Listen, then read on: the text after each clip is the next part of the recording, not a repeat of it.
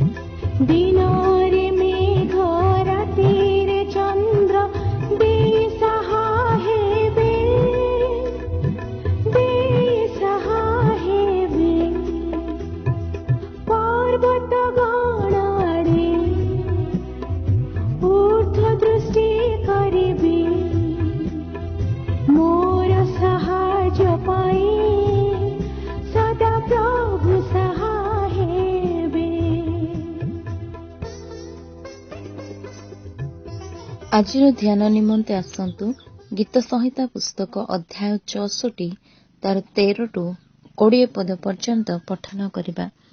ମୁଁ ହୋମବଳି ନେଇ ତୁମ୍ଭ ଗୃହକୁ ଆସିବି। ମୁଁ ସଙ୍କଟରେ ଥିଲାବେଳେ ମୋ ଅଷ୍ଟାଧର ଯାହା ଉଚ୍ଚାରଣ କରିଅଛି ଓ ମୋ ମୁଖ ଯାହା କହିଅଛି ମୋହର ସେହି ସବୁ ମାନତ ତୁମ୍ଭ ଉଦ୍ଦେଶ୍ୟରେ ପୂର୍ଣ୍ଣ କରିବେ। ମୁଁ ତୁମ୍ଭ ଉଦ୍ଦେଶ୍ୟରେ ମେଷରୂପ ଧୂପ ସହିତ ହୃଷ୍ଟପୁଷ୍ଟ ହୋମବଳି ଉତ୍ସର୍ଗ କରିବି। ମୁଁ ଛାଗ ସଙ୍ଗେ ବୃଷ ବଳିଦାନ କରିବି। ହେ ପରମେଶ୍ୱରଙ୍କ ଭୟକାରୀ ସମସ୍ତେ, ଆସ ଶୁଣ। ଆଉ ସେ ଆମ୍ଭ ପ୍ରାଣ ପାଇଁ ଯାହା କରିଅଛନ୍ତି ତାହା ମୁଁ ବର୍ଣ୍ଣନା କରିବି। ମୁଁ ଆପଣା ମୁଖରେ ତାହାଙ୍କୁ ଡାକିଲି ଓ ମୋ ଯିବା ଦ୍ୱାରା ସେ ପ୍ରତିଷ୍ଠିତ ହେଲେ। ଯେବେ ମୁଁ ମନ ମଧ୍ୟରେ ଅଧର୍ମକୁ ଆଦର କରେ, ତେବେ ପ୍ରଭୁ ମୋ କଥା ଶୁଣିବେ ନାହିଁ। ମାତ୍ର ନିଶ୍ଚୟ ପରମେଶ୍ୱର ମୋ କଥା ଶୁଣିଅଛନ୍ତି। ସେ ମୋ ପ୍ରାର୍ଥନାର ରବରେ ମନୋଯୋଗ କରିଅଛନ୍ତି। ପରମେଶ୍ୱର ଧନ୍ୟ ହେଉନ୍ତୁ। ସେ ମୋହର ପ୍ରାର୍ଥନା କିମ୍ବା ମୋଠାରୁ ଆପଣା ଦୟା ଦୂର କରିନାହାନ୍ତି। ଏହି ପଠିତ ବାକ୍ୟରେ ପ୍ରଭୁ ଆମ ସମସ୍ତଙ୍କୁ ଆଶୀର୍ବାଦ କରନ୍ତୁ।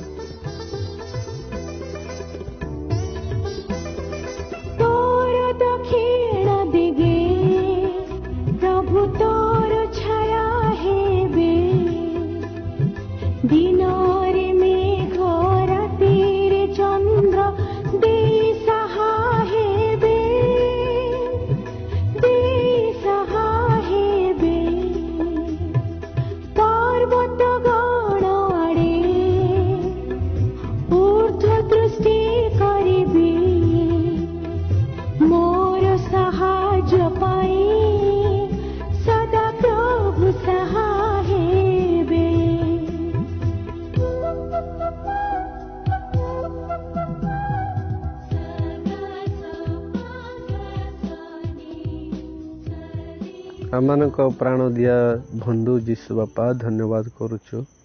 ରାତିର ଘୋର ନିଦ୍ରାଟାରୁ ଉଠାଇ ପ୍ରଭାତରେ ଆଣିଲ, ସେଥିପାଇଁ ଧନ୍ୟବାଦ ବାପା।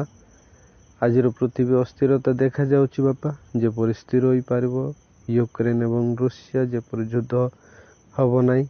ପୁଣି ପ୍ରଭୁ ଶ୍ରୀଲଙ୍କାରେ ଖାଦ୍ୟର ଅଭାବ ରହିଛି। ସମସ୍ତ ପ୍ରଭୁ ତୁମେ ସ୍ଥିର କର ଏବଂ ସାହାଯ୍ୟ କର। ପ୍ରାର୍ଥନା କରୁଛୁ ବାପା, ଏହି ମାସରେ ଅନେକ ପରିବାର ପ୍ରାର୍ଥନା ଜଣାଇଥିଲେ ବିବାହ ଭୋଜି ନିମନ୍ତେ। ପୁଣି ପ୍ରଭୁ ବିବାହ ପୂର୍ବରୁ ପଇସା ଟଙ୍କା ଆବଶ୍ୟକ, ସମସ୍ତ ପ୍ରୋଗ୍ରାମ ଯେପରି ଭଲ ହେବ ଏଥିପାଇଁ ଅନେକ ପରିବାର ଗୁଡ଼ିକ ଜଣାଇଲେ। ସେମାନଙ୍କ ନିମନ୍ତେ ପ୍ରାର୍ଥନା କରୁଛୁ। ଚାକିରି ପାଇଁ 4 ପରିବାର ଜଣାଇଛନ୍ତି ବାପା। ସେମାନଙ୍କର ପୁଅ ଝିଅମାନେ ପାଠ ପଢ଼ିଲେ, ପ୍ରଭୁ ପିଜି କଲେ, ଡକ୍ଟର ପାଠ ପଢ଼ିଲେ, ମାଷ୍ଟର ପାଠ ପଢ଼ିଛନ୍ତି। ସେମାନଙ୍କ ନିମନ୍ତେ ଆମେ ପ୍ରାର୍ଥନା କରୁଛୁ ବାପା। ସେପରି ପରିବାରକୁ ତୁମେ ଜାଣିଛ ବାପା, ସେମାନଙ୍କୁ ତୁମେ ସାହାଯ୍ୟ କର।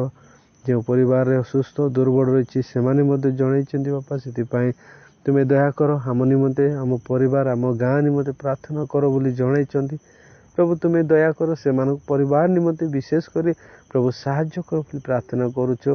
जो मानकर खाद्य अभाव वस्त्र अभाव रही घर द्वार अभाव जमी जमा अभाव रही प्रभु से निमंते मध्य प्रार्थना करुच बापा से साहाय्य कर। जो मैंने एक्सीडेंट होती प्रभु पीड़ित जर रोग डायबिटिक विभिन्न प्रकार रोग रे पारालिस रोग रे अच्छा प्रभु से प्रभु तुम्हें साहाय्य कर। मेडिकल रे अच्छा बापा से तुम्हें सुस्थता दियो से बेड्रे ताई जेपर चिकित्सा हो पारे तुम्हें साहाय्य कर। प्रभु आज युवा युवती मैंने प्रभु तुम निकटरे प्रभु जेपरी फेरी आसबे तुम्हें साहाय्य कर। जो मंडली गुड़िक प्रभु आज अस्थिरता रही से मंडली को सांत्वना निमंते तुम सह दौचु और प्रभु जो परिवार गुड़िक प्रभु आज अस्थिरता रही तुम्हें स्थिर कर। प्रभु प्रार्थना करुच विभिन्न स्थान आज सुसमाचार निमंते आवश्यक तेणु जो जो जगार प्रभु सुसमाचार निमंते आज प्रभु अनेक परिवार द्वारा प्रभु सुसमाचार पहुँचबार तुम्हें साहाय्य कर बोली प्रार्थना करुच। बाबा नुआ नुआ स्थान रे जेपरी पहुँची पारे तुम्हें दया कर। प्रभु तुम्हें साहाय्य कर शक्ति दियो ज्ञान दियो। प्रभु सेवा कार्य करुवा प्रत्येक तुम दास मान को आशीर्वाद कर प्रार्थना करुच बापा संचर मान फैमिली से परिवार प्रत्येक को तुम्हें साहाय्य कर दया कर। और प्रभु प्रार्थना करुच जो मैंने मध्य प्रभु आज मद्यपान अच्छा से जीवन परिवर्तन कर। जो मैंने ग्रहण करने प्रार्थना कर बोली जनइले प्रभु से निमंते प्रार्थना करुच। बापा को प्रार्थना करुच खरा मासरे प्रभु वर्षा जो विभिन्न स्थान आज प्रभु चाष चलुची जेपरी प्रभु ठीक समय चाषी माने उपयोग हो पारे तुम्हें साहाय्य कर।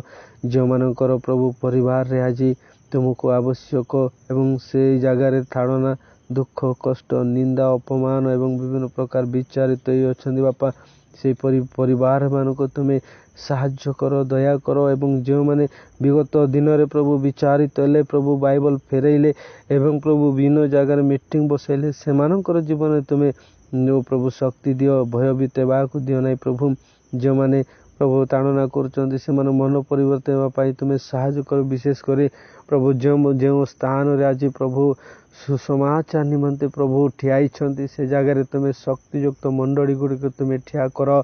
मंडल कार्यकारी माने एवं प्रभु जो माने चलाउचंती चाड़क पाड़क डिकन एवं प्रभु तुम दास मान अच्छा से तुम्हें साहाय्य कर।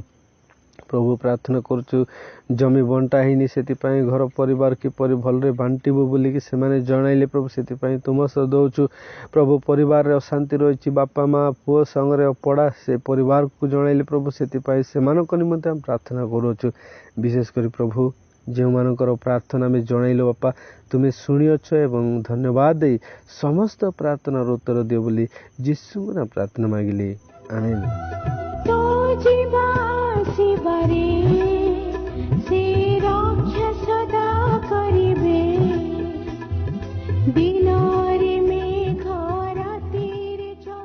ଖ୍ରୀଷ୍ଟରେ ପ୍ରିୟ ଭାଇ ଓ ଭଉଣୀଗଣ ପ୍ରଭୁ ଯୀଶୁଙ୍କ ନାମରେ ସମସ୍ତଙ୍କୁ ଶୁଭେଚ୍ଛା।